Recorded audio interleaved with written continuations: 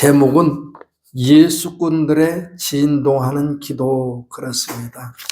예수꾼들의 진동하는 기도. 오늘도 하나 읽어드리고 시작을 합니다. 잊을 수 없는 사모님들의 기도라는 제목이네요.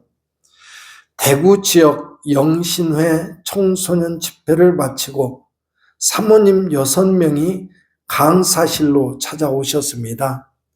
기도를 받으러 오셨던 것입니다. 보기만 해도 성령 충만하신 분들이었습니다. 오히려 내가 그분들의 기도를 받아야 할 정도였습니다. 우리는 다 같이 무릎을 꿇고 다 같이 낮아져서 하나님의 긍휼하심을 구하였습니다. 2시간 정도 우리 모두는 성령으로 감동되어 술 취한 자처럼 기도하였습니다. 뜨겁게 그리고 한 분 한 분 안수기도 하였습니다. 기도하는 나 자신이 감당할 수 없는 은혜가 쏟아졌습니다. 안수를 받으면서도 계속 기도하시는데 얼마나 능력 있는 기도였는지 내 가슴이 벅차올라 감당할 수 없을 정도였습니다. 이것이 바로 진동하는 기도였습니다. 한국교회가 소망이 있는 것은 이런 사모님들의 진동하는 기도가 있다는 사실입니다. 나는 지금 진동하는 기도를 드리고 있는가? 우리 교회는 지금 진동하는 기도를 드리고 있는가? 내용이 깊이 생각해 봐야 될 것 같은 내용이기는 해요. 진동한다고 하는 것은 소위 예전에 그런 방식의 진동을 말한다기보다는 닫힌 문이 열려지고 막힌 담이 녹아지고 문제가 해결되고 견고한 진이 사탄의 진이 흔들려지는 그런 기도가 진동하는 기도가 아닐까요? 우리 삶의 문제들이 견고한 성처럼 우리 기도에 끄떡하지 않는다면 그건 진동하는, 아무리 목소리를 높인들 진동하는 기도는 되지 못할 것입니다. 작은 읊조리는 소리에도 그 사탄의 진치가 흔들흔들 할 정도의 기도가 될 수 있다면 그것이 진동하는 기도의 본질적인 이야기가 될 것이다 라고 하면서 이 이야기를 묵상하게 되었습니다. 역시 이 문제를 풀어가기 위해서 본문에 집중해 들어갑니다. 오늘 본문에 왜 진동하는 기도를 다루고 있는 내용인가 하는 것입니다. 첫 번째 질문은 초대교회 성도들은 베드로와 요한이 석방된 소식을 전해 듣고 어떻게 하였습니까? 베드로와 요한이 석방되었다는 소리를 듣고 초대교회 성도들은 어떻게 했습니까? 하는 것인데요.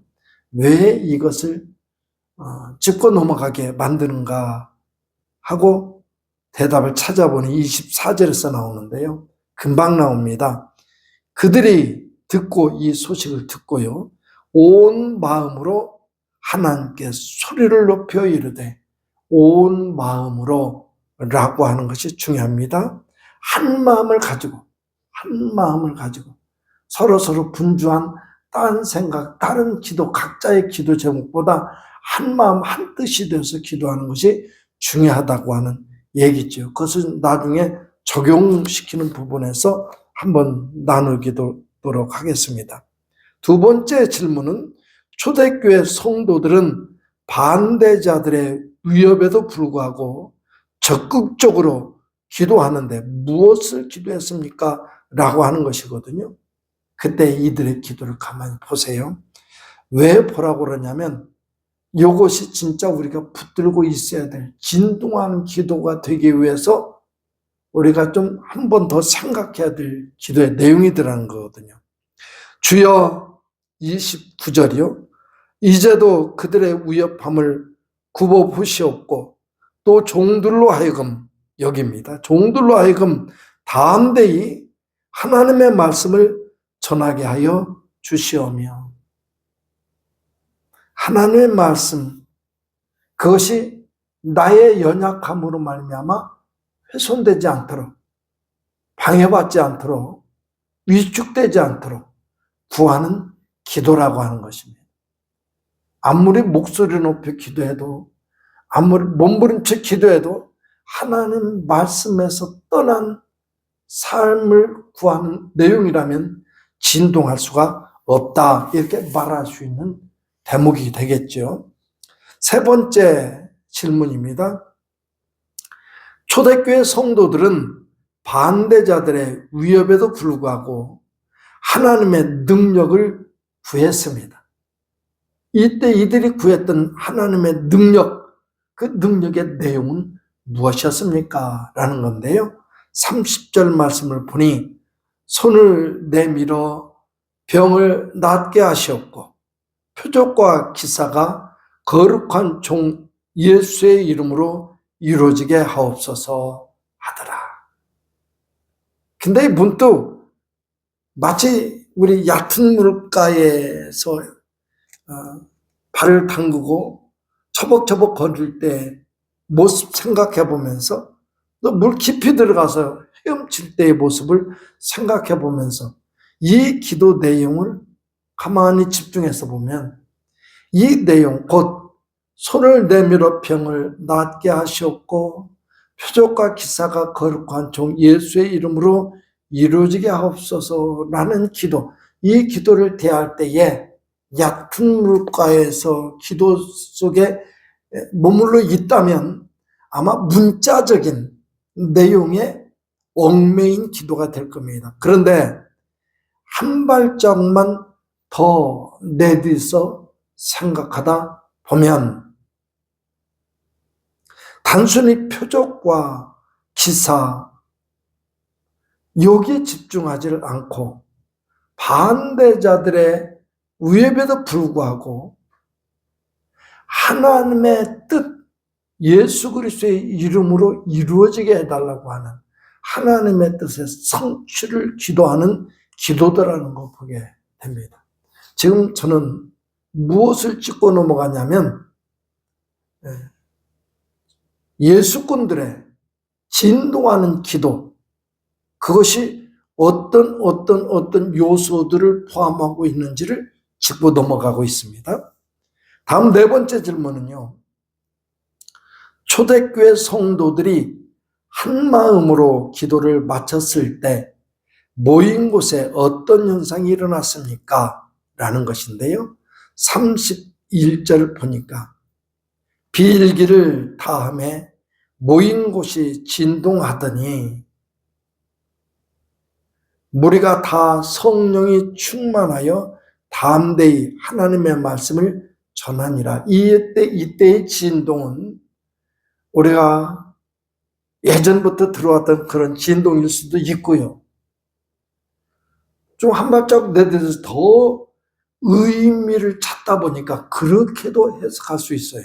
어떻게 했냐면 하나님의 성령의 역사심이 없이 기도의 문이 열려지고 하나님과 소통하는 기도가 이루어질 수 없고 하나님의 능력과 은사들이 재현될 수가 없지요. 막혀서는. 그러니까 여기에서 진동이라는 의미로 그분이 활짝 열려지고 내 영을 울리는, 내 신앙을 울리는 하나님의 말씀이 내게 다이렉트로 꽂혀서 나를 지배하고 정복하고 다스리는 내 심령, 완악한 심령을 무너뜨리고 나를 지배하는, 여기까지 나가는 그런 진동이라고 말해도 될 것만 같습니다. 이런 진동이 비일기를, 기도하기를 마쳤을 때에 이런 기도 속에서 일어나는 현상이었더라라고 하는 사실입니다. 동일한 본문에서 초대교회 성도들이 한 마음으로 기도를 마쳤을 때 그들의 영적인 상태는 어땠습니까? 할 때에 아까 31절 읽어드렸습니다. 빌기를 다음에 모인 곳이 진동하더니, 진동했다고 하는 것, 그랬더니 진동하더니 무리가 다 성령이 충만하게 되었더라.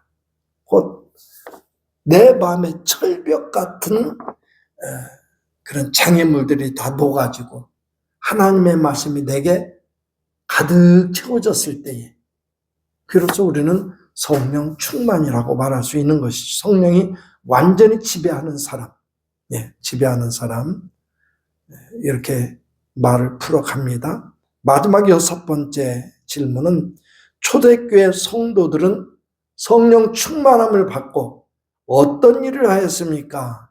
성령 충만보다 오히려 더 중요한 것은 이것이지 않을까 싶습니다. 어떤 일을 해야 하느냐라고 할 때에 성령 충만하여 담대히 하나님의 말씀을 전하니라. 이렇게 보니까 앞서 제가 몇 번째입니까 이게? 2번째 질문, 곧 초대교회 성도들은 반대자들의 위협에도 불구하고 적극적으로 무엇을 구했습니까? 라고 할 때에 대답을 29절에서 찾으라고 그랬고, 그래서 찾아서 말씀드리기를 담대히 하나님의 말씀을 전하게 하여 주시오며 이렇게 기도했다라고 그랬습니다. 그에 대한 하나님의 응답은 무엇이었겠습니까? 결국 이것이죠. 담대히 하나님의 말씀을 전하게 하시는 것이 하나님의 응답이었죠. 근데 담대히 하나님의 말씀을 전하게 되기 위해서는 어떻게 해야 된다? 성령 충만해야만 됐더라. 성령 충만하게 하나님의 영이 가득 채워져서 나를 압도하고 나를 완전히 지배하여서 나로 하여금 성령의 뜻대로 움직이는 종이 돼야 되는데, 그러기 위해서는 내게서 겹겹겹겹이 쌓여진 죄의 벽이 다 녹아지고 사라지고 무너지고 파괴되고 이래야만 성령이 나를 완전히 지배할 수 있으니 그에 앞서서 이렇게 진행해 나가더라. 진동이라고 하는 것도 역시 우리가 신비적인 경험의 진동도 있습니다. 없다는 것은 아니에요. 부정하는 거 아니에요. 그러나 그것보다는 내 심령에 경관 죄의 성처럼 겹겹이 쌓여진, 철옹성보다도 더 견고하게 쌓여진 죄의 두께를 무시해버리고 파괴시키고 무너뜨리고 나를 지배해 들어오시는 성령님의 역사, 그것을 통해서 그 응답이 이루어지는 것입니다. 이런 진동을 우리가 한번 생각해 보자는 거죠. 그러면서 한번 질문을 던져봅니다. 나는 기쁜 일이 있을 때 자신도 모르게 소리 높여 기도하는가? 이것은 저는 문득 묵상할 때 그렇습니다. 예수 믿는 사람들 치고 습관처럼, 습관이라고도 좋다고 생각해요. 몸에 밴 거니까. 습관처럼 주여 소리를 외쳐댑니다. 저는 그게 참 좋다고 생각합니다. 의미 없이 내 생각도 없이 내뱉는 것 같지만 이미 내가 그 속에 찌들어 있으니까 말이에요. 마치 주여 소리가 나오는 게요, 자연스러운 것 같지만 자연스럽지가 않습니다. 자연스럽지가 않아요. 예전에 그런 분 한번 봤다니까요. 붙잡고 씨름하며 기도를 하는데 실컷 기도하고 나서요, 따라서 해보라고 그랬어요. 영접 기도하듯이. 하나님 아버지, 그때부터 말을 못해요. 안 돼요. 하나님 아버지 소리를 못하는 거예요. 하나님 아버지, 우리가 주여 주여 하는 것이 입만 띄면 된다고 그래서 되는 게 아니더란 말이에요. 예배 드리는 거요? 아니에요. 발걸음 떼면 와서 예배 자리에 참석할 수 있지만 아닙니다, 여러분. 우리 진짜 이게 복받은 사람을 깨달아 알아야 돼. 주여 주여 마음껏 할 수 있다는 거. 시도 때도 없이 그냥 주여 생각 없이 내뱉는 것 같다고요? 그거 가지고 비판하는 사람도 많이 있더라고요. 천만은 몰라서 하는 소리라니까요. 그것도 은혜더라고요. 우리는 그런 은혜 받은 사람들입니다. 그런 삶이 하나하나 하나님의 사실이 익숙해져 갈 때에 마침내 내 삶에서 자연스럽게 그리스도의 사건이 재현되는 역사가 이루어질 줄로 믿습니다. 우리 정상교 모든 성도들은 그렇게 되기를 주의 이름으로 축복합니다.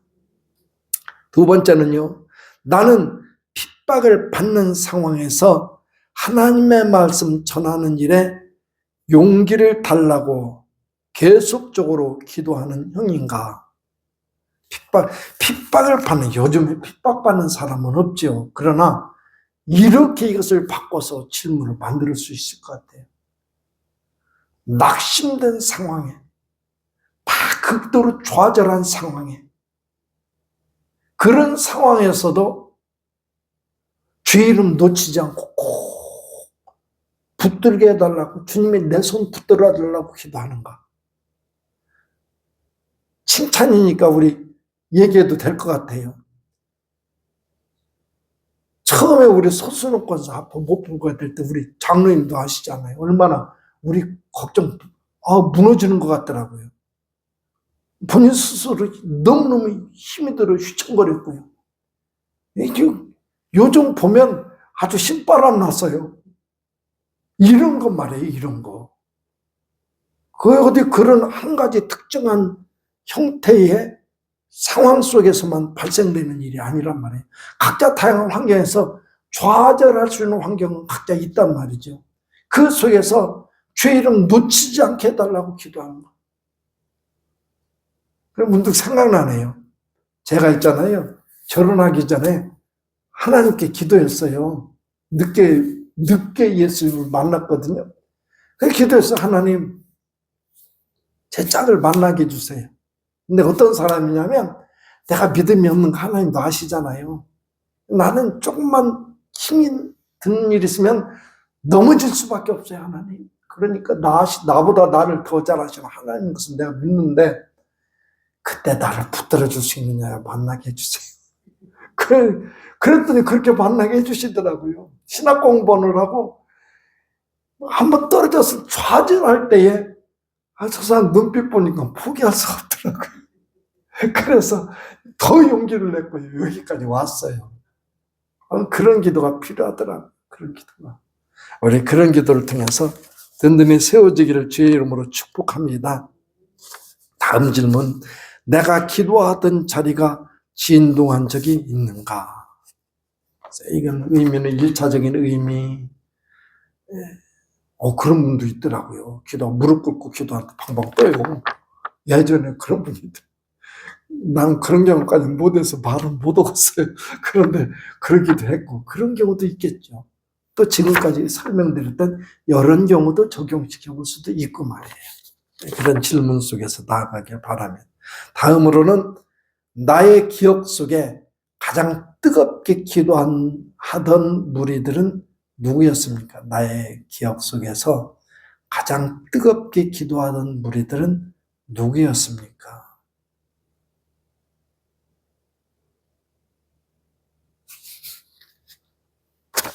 같이 어울리던 무리들, 그것은 생각이 안 나네요. 저 같은 경우는. 각자 생각나는 사람 생각 한번 해보세요. 다섯 번째 질문은 나는 기도 끝난 후에 항상 성령 충만함을 느끼는가?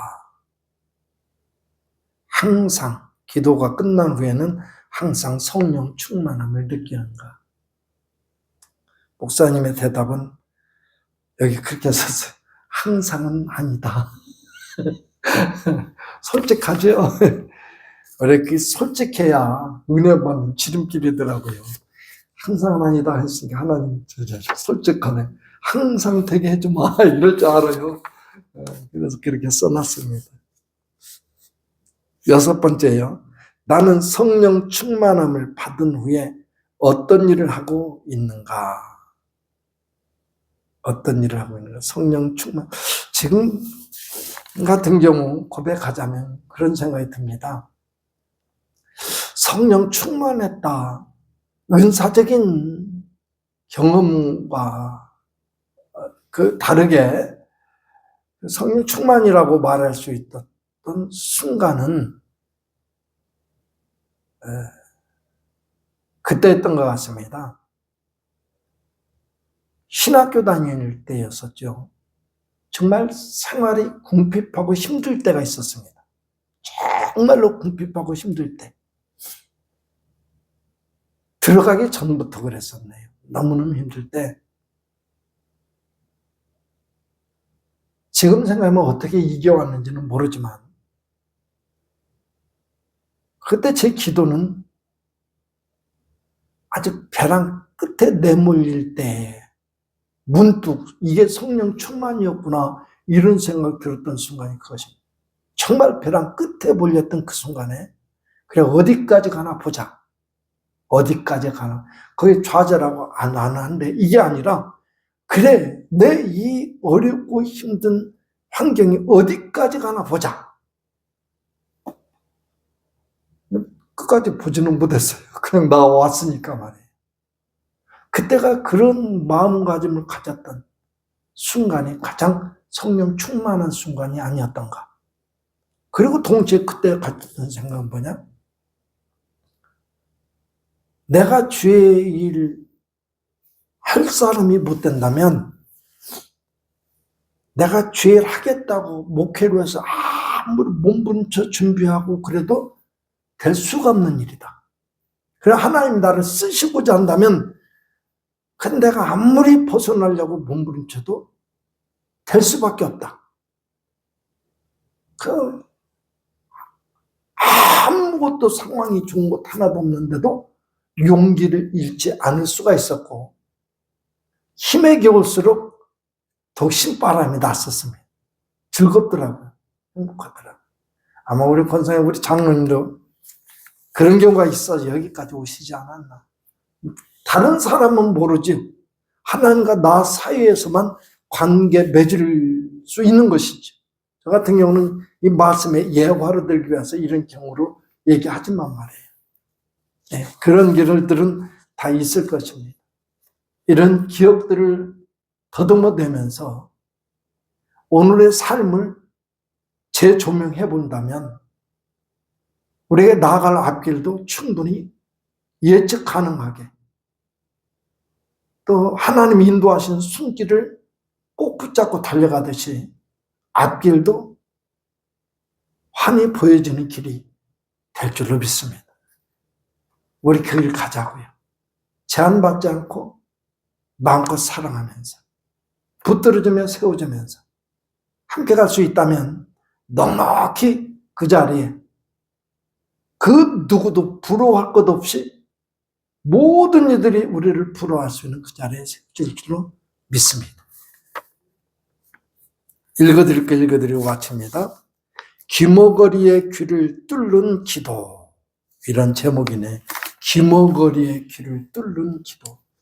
언제 한번 수요예배 때 좀 총동원 수요예배 만들어서 그런 비디오 같은 것도 봤으면 좋겠어요. 이적도 있으니까 말이에요. 이적이 전부는 아니더라도 그걸 보면서 하나님의 역사를 만날 수 있다면 통로가 될 수 있으니까 말이에요. 서울에 있는 교회에 부흥 집회 인도를 부탁받고 갔습니다. 이 교재 저자가요. 첫째 날 예배 끝나고 할머니 한 분이 기도를 받으러 오셨습니다. 그는 손짓으로 자기가 귀머거리라고 하는 듯 하였습니다. 그 자리에서 기도는 해드렸지만 걱정이 앞섰습니다. 이제까지 나 자신은 무슨 병이든지 말씀을 들을 때 믿음이 생겨서 낫는다고 믿었습니다. 근데 이 할머니는 말씀을 들을 수 없는 귀머거리가 아닙니까? 그 사실을 입증이라도 하듯이 맨 앞자리에 앉아서 설교 시간에는 꾸벅꾸벅 졸고 있었습니다. 다음 날 낮 예배가 끝나고 나가다가 계단에서 그 할머니와 마주쳤습니다. 할머니는 나를 보자마자 큰 소리로 목사님 질질 끌지 말고 여기서 고쳐주셔 라고 하였습니다. 저녁 예배 때 기도를 받으라고 하였더니 그는 웃으면서 목사님 나 고쳐주고 큰 목사님 되셔 라고 하였습니다. 하지만 나 자신은 큰 목사가 되기는커녕 걱정이 앞섰습니다. 그날 저녁 예배 후에도 기도는 했지만 별 차도가 없었습니다. 마지막 날 저녁 예배 시간이 되었습니다.